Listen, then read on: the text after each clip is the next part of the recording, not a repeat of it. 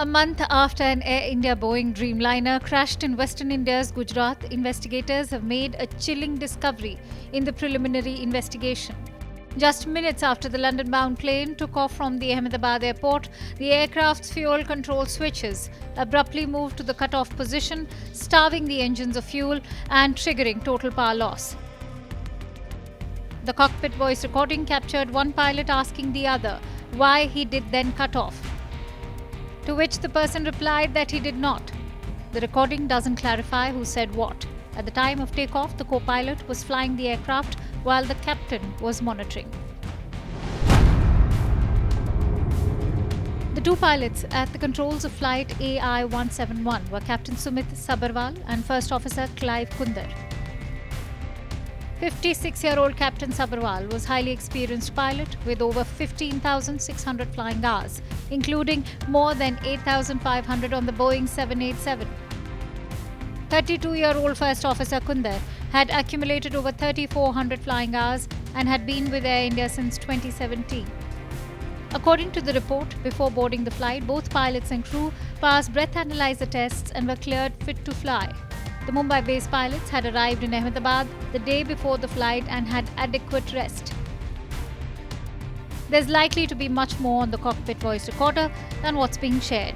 A lone remark like "why did you cut off the switches" barely scratches the surface of one of the world's most baffling aviation disasters. What's needed is clear voice identification, a full cockpit transcript with labeled speakers and a thorough review of all communications from the moment the plane was pushed back from the gate to the time it crashed. Experts say the fuel switches are designed to prevent anything accidental. They must be pulled up to unlock before flipping. It's a safety feature dating back to the 1950s. Protective guard brackets further shield them from any accidental bumps. From whatever little of the cockpit audio available, there's no indication or any discussion suggesting that the fuel switches were selected by mistake. According to the probe report, just 3 seconds after liftoff, when the aircraft reached the maximum recorded airspeed of 180 knots, Engine 1 and Engine 2 fuel switches transitioned from run to cut-off position, one after another, with a gap of just 1 second. Then, switches of both engines were transitioned back to run, indicating that the pilots tried to salvage the situation. While Engine 1 responded briefly, but Engine 2 did not recover despite multiple attempts to reintroduce fuel.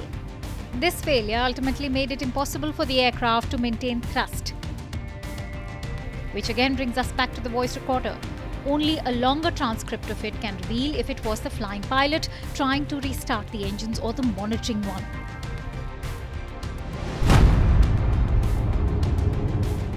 There's another key finding in the probe report which is raising alarm bells. It says in December 2018, the US FAA issued a special airworthiness information bulletin highlighting that some Boeing 737 fuel control switches were installed with the locking feature disengaged. The same switch design was used in the Boeing 787-8 aircraft which crashed, but Air India decided not to carry out the recommended inspection, claiming it was advised and not mandatory. When the locking feature is disengaged, what exactly happens? Could the switch just flip itself to off and shut down the engine? Could the fuel switches have tripped because of a problem with the plane's electronic control unit? The RAM air turbine or RAT, which is an emergency power source deployed in response to engine failure, was activated right after takeoff. The RAT is automatically deployed in flight when both engines lose power or if all three hydraulic systems register critically low pressure, supplying limited power to keep essential flight systems operational. The crew tried to recover, but everything went downhill too fast. The aircraft quickly lost altitude and crashed into a medical college hostel just outside the boundary wall of the airport. The jet, loaded with fuel, exploded upon impact, killing all but one of the 242 people on board and another 19 on the ground.